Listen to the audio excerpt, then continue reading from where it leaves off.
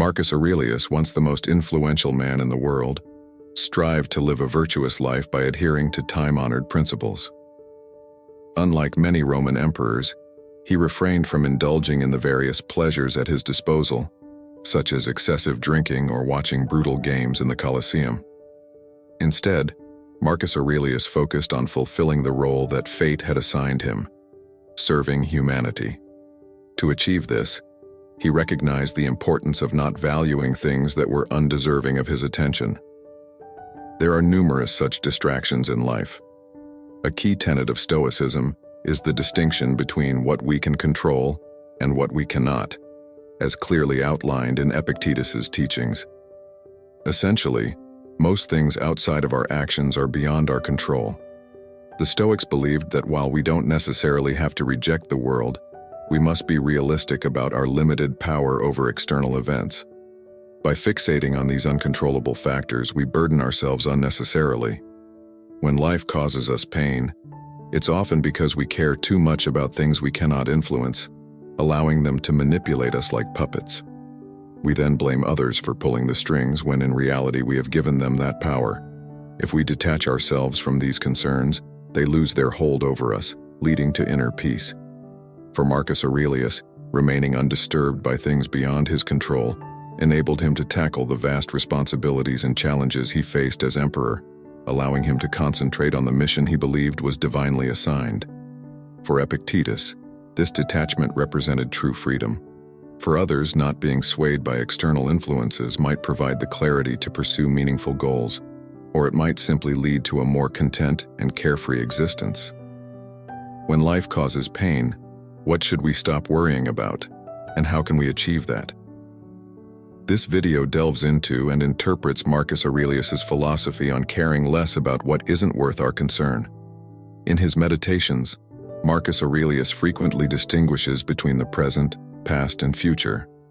The ancient Roman emperor offers valuable insights into how we often misplace our focus on these aspects of time, either by caring too much, in the wrong ways, or about the wrong things. To provide clarity and structure, let's begin with the future. As Seneca famously noted, we suffer more in our imagination than in reality, suggesting that our thoughts about the future are often the root of our distress. Our minds tend to fabricate endless scenarios of what might happen, many of which never do. We prepare ourselves for potential outcomes, yet we often worry about the uncertainty of what lies ahead. Sometimes, events unfold as we feared, but more often fate surprises us with outcomes we couldn't have predicted, for better or worse. Consider this. You might have spent years preparing for a well-earned retirement, only for it to be cut short by a terminal cancer diagnosis just before it begins, leaving you with only a few months to live. The mere possibility of such events leads many to constant worry. Yes, the best could happen, but so could the worst. What if World War III breaks out? What if I lose all my savings? While these negative outcomes are possible, is it necessary to worry about them daily before they even occur? Since they are not happening in the present, there's nothing we can do about them. They exist only in our minds. The future only disturbs us because we think about it. It has no reality outside our thoughts. And if you do, as mentioned, receive that terminal diagnosis, what stops you from living fully today, cherishing every moment of your precious life? Stand tall, lift your head, no matter what you're facing, whether it's something minor or monumental. Put on your best attire and go create memories that will outlast even your lifetime. Marcus Aurelius wrote that it's not the weight of the future that burdens us, but that of the present alone. It's not the future that causes us pain, but how we handle it in the present. The suffering we associate with the future happens in the now, though ironically it's not the future unfolding, it's the present. When we overburden ourselves with thoughts of the future, life begins to hurt because we allow our imagination to control our current reality. So, what did Marcus Aurelius have to say about excessive worrying about the future? Consider this quote: "Never let the future disturb you. You will face it, if necessary, with the same weapons of reason which today arm you against the present." He understood that if he could manage the present, he could also manage the future. He reminded himself not to dwell on all the terrible possibilities without first dealing with what was happening in the moment. By focusing on the present, he realized he could endure it. And if that was the case, why wouldn't he be able to handle whatever the future might bring? This perspective echoes the concept of amor fati, or love of fate, but with the added confidence that we possess the strength to navigate through it. The past. Marcus Aurelius often reminded himself of how quickly life passes and fades into the vastness beyond our control.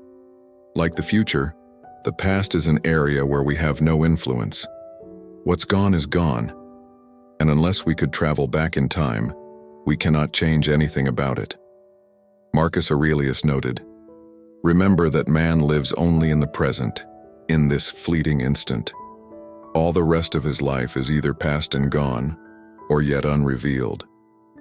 Thus human life is brief, and the space we occupy in the world is small.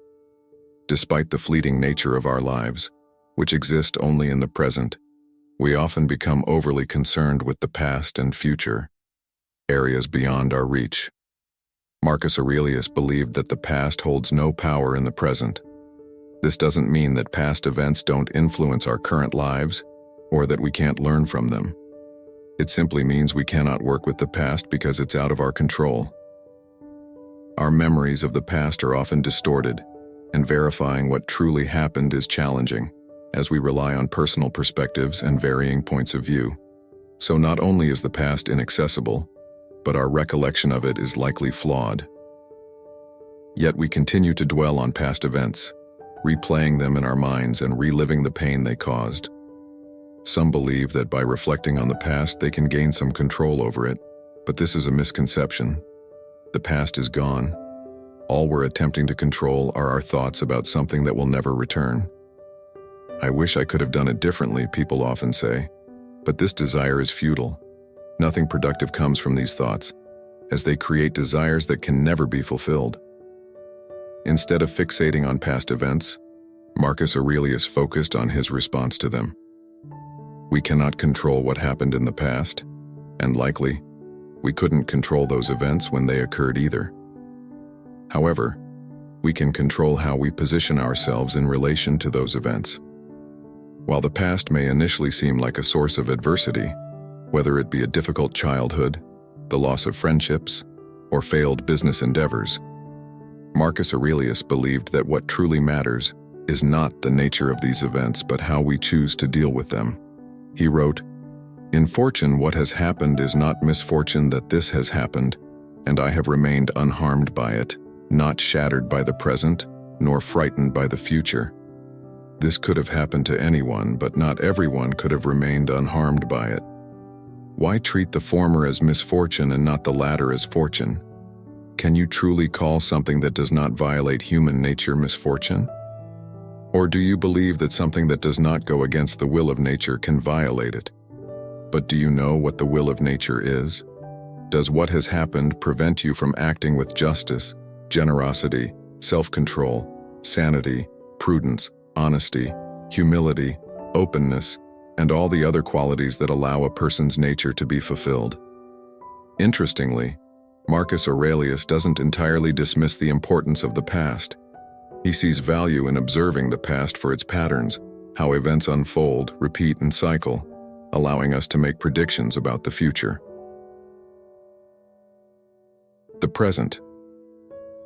Marcus Aurelius frequently emphasized that the present moment is all we truly possess.